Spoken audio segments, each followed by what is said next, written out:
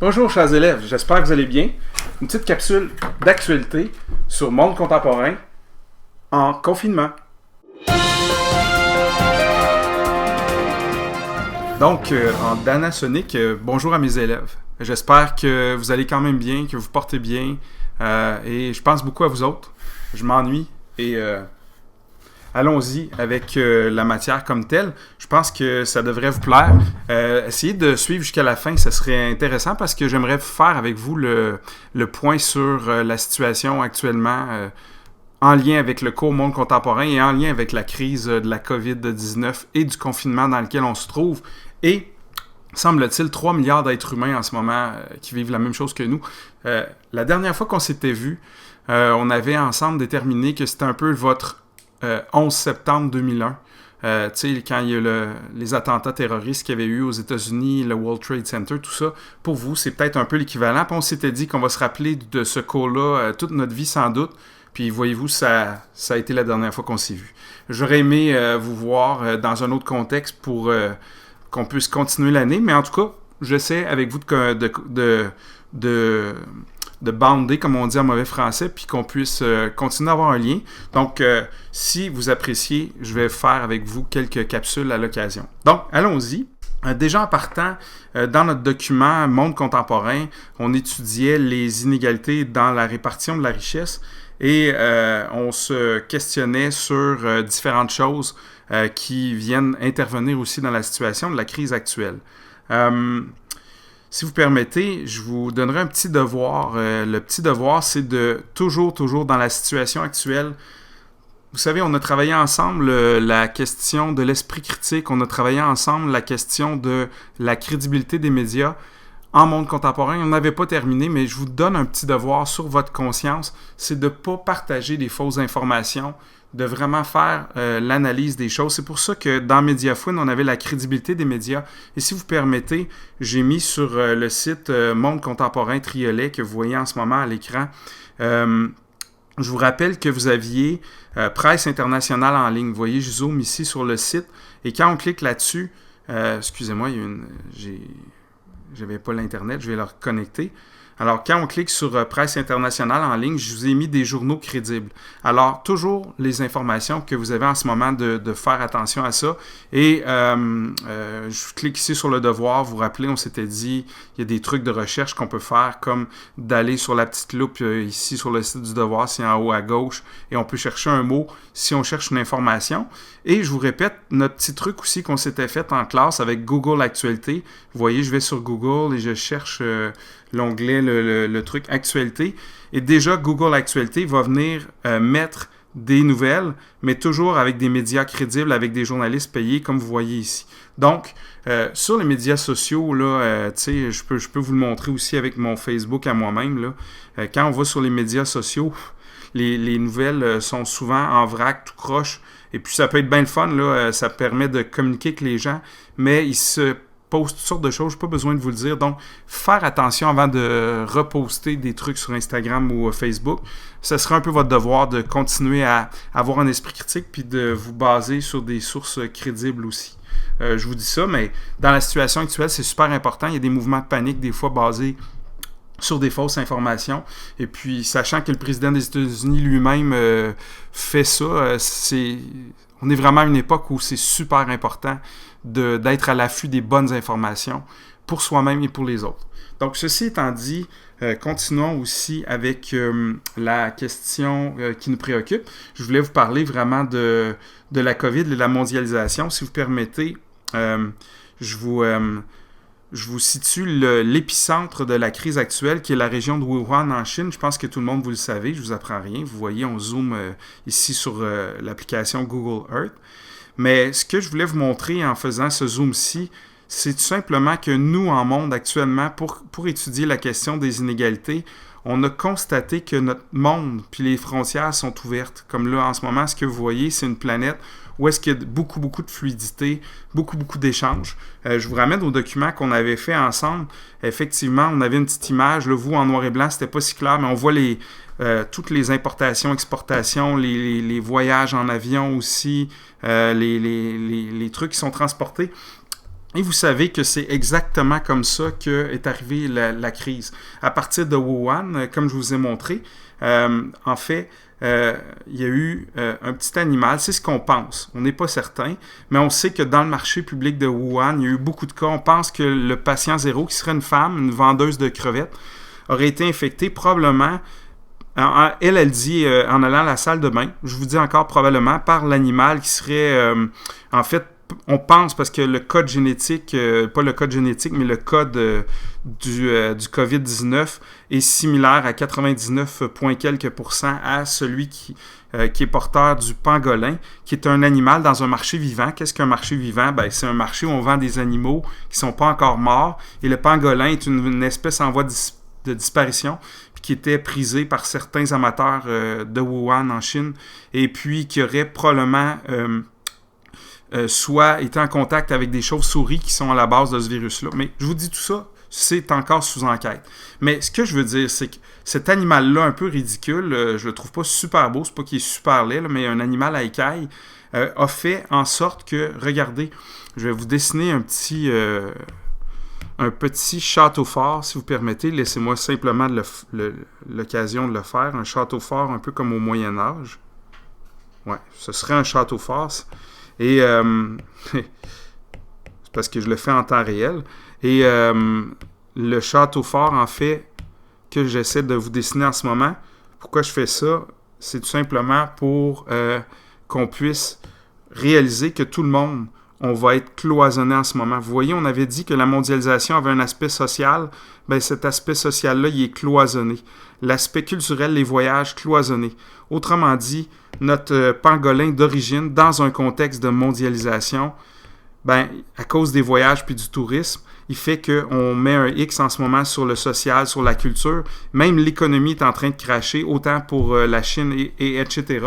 Et on est plus dans l'ère de l'Internet en ce moment et des communications virtuelles. Comme vous savez, je vous apprends rien en disant ça. Mais on voit vraiment que notre définition de la mondialisation, qui est ici, sur ma page, qui est une augmentation sans précédent, on avait vu ça en classe au niveau économique, social, politique et culturel, ben ça s'est énormément développé, puis on voit que on est dépendant de tous ces échanges-là qui ont lieu dans le monde, mais qu'en même temps, c'est de plus en plus difficilement contrôlable. Et un petit animal comme le pangolin crée une crise sanitaire mondiale et une crise économique mondiale. Donc, c'est assez important à cet égard-là. Je voulais aussi vous parler des impacts parce que nous, on est en train d'étudier en ce moment là, la question des pays plus développés, moins développés. Vous vous rappelez, on avait parlé des pays développés, des pays émergents, des pays en développement. Et on avait parlé notamment des infrastructures, hein, comme les infrastructures en santé, on avait parlé de ça. Et ça pose la question pour les pays les plus pauvres. Si vous vous rappelez, on avait parlé des pays les plus pauvres comme l'Afrique subsaharienne notamment, aussi Haïti. Ça pose la question, et justement, je vous la pose, la question africaine. En ce moment, l'Afrique est exclue, on l'avait dit en classe, beaucoup de l'épidémie, de la pandémie, pardon, mais la question africaine se pose quand même, et j'avais oublié un R dans le mot africaine, et pas seulement pour l'Afrique, mais les pays moins développés, comme l'Inde, qui est un pays émergent en ce moment, c'est vraiment problématique. On parle d'un pays qui a plus de 1,3 milliard d'habitants. Donc, toute la question pour les pays moins développés, nous, étant donné qu'il y a un manque d'infrastructures, elle se pose gravement et elle est à suivre. D'ailleurs, il y a plein d'articles là-dessus, si vous permettez, je vous montre, si ça vous intéresse. L'Afrique, une bombe à retardement ici. Elle n'épargne personne, mais en Afrique en ce moment, oui, mais si vous regardez dans l'Afrique, on dit... elle est relativement épargnée, mais on a seulement quelques cas, en fait, 4000 cas pour un continent d'1,3 milliard d'habitants, c'est moins que le Québec, là, de gens infectés. Cependant, les experts cités par la revue Science, le 15 mars dernier, ont qualifié la pandémie qui guette de bombe à retardement, et ils disent justement que à cause des problèmes d'accès à des ressources pour soigner les gens, ça pourrait être une catastrophe totale pour les pays les plus pauvres et en Afrique. Donc, je voulais vous dire ça, c'est pas nécessairement des bonnes nouvelles, mais j'en aurai des bonnes nouvelles, soyez rassurés. Je vais vous parler aussi de la question des États-Unis. la question des États-Unis, elle est particulière parce qu'on parle ici complètement à l'opposé du continent africain, du pays le plus riche au monde. On avait beaucoup parlé ensemble de la question des États-Unis. Le problème aux États-Unis, c'est qu'il y a une inégalité très, très importante entre les plus riches. C'est le pays un des pays où l'inégalité entre les plus riches et les plus pauvres est la plus grande, c'est-à-dire qu'il y a une concentration de richesse. Des choses qu'on avait vues, concentration de richesse aux mains d'une minorité, comme sur ma balance ici. On avait vu ça en classe, mais je vais vous faire part d'un problème très particulier aux États-Unis. Ici, ce que vous voyez, les chiffres sont exprimés en millions d'habitants, OK? Alors, c'est le nombre de millions d'habitants. On parle ici de 340 aux États-Unis, millions d'habitants. Si vous regardez, le graphique que je vous ai mis est en anglais, mais ça parle du nombre de gens qui ont accès à une assurance santé comme nous, on a avec la carte d'assurance maladie au Québec. Hein, si on va à l'hôpital, tout ça, c'est gratuit, mais on paye des taxes et des impôts. Aux États-Unis, c'est un système privé comme quand on se retrouve à négocier nos assurances pour conduire une auto, c'est une compagnie privée qui nous assure. Mais aux États-Unis, ce qui est en rouge ici, uninsured, c'est 27 millions d'Américains. Donc, on parle de peut-être un 9%, 8,5% de la population qui n'ont aucune couverture d'assurance maladie et hospitalisation. Donc, le problème aux États-Unis, c'est pas que c'est pas une société riche, c'est que c'est une société qui a beaucoup d'inégalités. Et c'est pour ça qu'en ce moment, on pense que c'est le foyer le plus important. L'Italie et l'Espagne sont très importants, la France aussi. Mais le foyer qui a le plus de problèmes, bizarrement, ça va être probablement l'économie numéro 1 dans le monde. Donc, on se croise les doigts pour les Américains. Moins peut-être pour leur président, mais on se croise les doigts parce que c'est des vies humaines, peu importe c'est où. Et on espère que les gens vont s'en sortir. D'ailleurs, il y a un article, si vous voulez le lire, ça a été publié dans le Journal de Montréal, mais c'est malgré tout quand même très bon. La catastrophe américaine. Et on parle ici de toute cette problématique-là. Je vous invite à faire une recherche Internet, vous pourrez la trouver. C'est super intéressant. Et ça me ramène à voir un petit peu, si on veut faire un retour sur qu'est-ce qui va advenir de nous dans le reste de cette crise-là après coup. Dans le fond, je me permets de vous montrer ici une photo de moi. En fait, c'est pas moi, c'est mon vélo au Rhode Island, sur le bord de la mer, qui est aux États-Unis.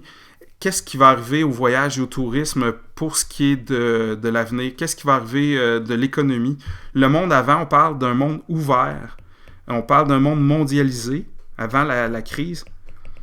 Et puis, si vous me permettez, je vais juste vous montrer une carte du monde. Et la carte que vous voyez ici, en fait, c'est un globe terrestre, mais je voulais le comparer avec l'application, justement, Google Earth. Quand on regarde le monde, au début, je vous disais, la mondialisation nous montre qu'on est tous sur le même vaisseau spatial et qu'il n'y a pas de frontières. C'est ce qui... on a une bonne preuve avec la question du pangolin. On est tellement interreliés que ça a circulé à l'échelle de la planète très rapidement. Mais on est habitué, nous, de voir la planète avec des frontières, comme sur mon globe ici, ou comme le globe que j'avais en ouverture quand je faisais mon déconnage d'ouverture. Mais le monde avec des frontières, comme on l'a connu, comme on le connaissait moins, on voit la résurgence. Résurgence, ça veut dire réapparition. Beaucoup, comme au Québec, au Canada, fermer nos frontières, se replier. Encore une fois, c'est comme mon château fort du Moyen-Âge. J'essaie de fermer ce truc-là. Excusez-moi. Alors, on va. Qu'est-ce qui va se passer après? C'était ma question que je voulais vous soulever. Ben, le monde ouvert va se refermer. On va voir l'apparition à nouveau de la question des frontières. Les voyages, moi en tout cas, mon voyage au Rhode Island, je pense que cet été, je le ferai pas. C'est un endroit que j'adore. Si aux États-Unis, ça va être extrêmement problématique encore cet été. J'avais des billets, je l'avais peut-être dit, pour un voyage au Portugal ou en Espagne. Pour vous montrer le genre de voyage que je fais, c'est... Je vous montre, il y a 2 ans, j'avais été à Rome. Peut-être que vous allez voir des photos de ma blonde là-dedans. Excusez-moi, ça ne fonctionne pas du tout ce que j'essaie de vous montrer. Oui, ici. Alors, vous voyez que c'est des photos de moi, ma blonde, des monuments qu'on avait visités. Ce type de voyage-là, ce type de liberté-là qu'on avait va revenir, c'est certain. Mais à court terme, en tout cas, à la question, qu'est-ce qui va arriver à notre monde, au voyage, au tourisme, on sait que ça va avoir un impact. Le monde mondialisé aussi va sûrement avoir un repli vers les nations et les économies nationales. Tout ça, je vous dis ça, ça reste à voir. Mais il y a des très bonnes nouvelles. Je pourrais vous dire qu'une des très bonnes nouvelles, si vous me permettez, je vais simplement vous afficher en parallèle un document que je fais en histoire du 20e siècle avec mes élèves d'autres groupes. Ici, là, ce graphique-ci, ce que vous voyez, c'était le fameux crash, le jeudi noir, le octobre 1929, avec toute la question de la Grande Dépression. La bonne nouvelle qu'on a en ce moment, c'est que, contrairement à cette époque-là, les gouvernements n'intervenaient pas dans l'économie, puis ça créait une misère vraiment folle dans les années 1930. Vous voyez les chômeurs qui font la file, les gens qui veulent du lait, les soupes populaires, les gens qui étaient obligés de mendier pour vivre. La bonne nouvelle en ce moment, c'est que le gouvernement Trudeau, le gouvernement Legault, investissent de l'argent, on crée un programme de 2000 $ par semaine, et puis ils font en sorte que, en fait, ça va stimuler une reprise économique. Et ma question de base, qu'est-ce qui va advenir après la crise? Ben, croisons-nous les doigts, espérons que tout va redémarrer et qu'on va pouvoir rapidement revenir à la normale. En même temps, peut-être aussi qu'on va se poser des questions sur est-ce que c'est normal ce qui est arrivé? Est-ce que c'est normal ce qui se passe avec la planète? Et peut-être qu'il y aura des remises en question aussi. On a bien hâte de pouvoir sortir, socialiser, vivre l'économie, aller dans les restos, faire des voyages. Mais les questions environnementales puis de la santé, dans le cadre de la mondialisation, ça va être soulevé et on va sûrement changer nos manières de vivre. Sinon, on n'aura rien compris. Écoutez, je vous embrasse, je vous salue, je vous fais des gros câlins, en tout cas virtuels, parce que je fais pas ça en classe, mais en ce moment, c'est ce que je ferai, même si ça paraît curieux, parce que je vous apprécie beaucoup. Je vous souhaite bon courage. Je sais que ça devient fatigant d'être toujours enfermé, mais vous êtes des bonnes personnes, vous êtes capables de faire les bons choix, et j'ai bon espoir de vous revoir, puis sinon, ben, on va se recroiser dans d'autres occasions que dans la classe. Au plaisir.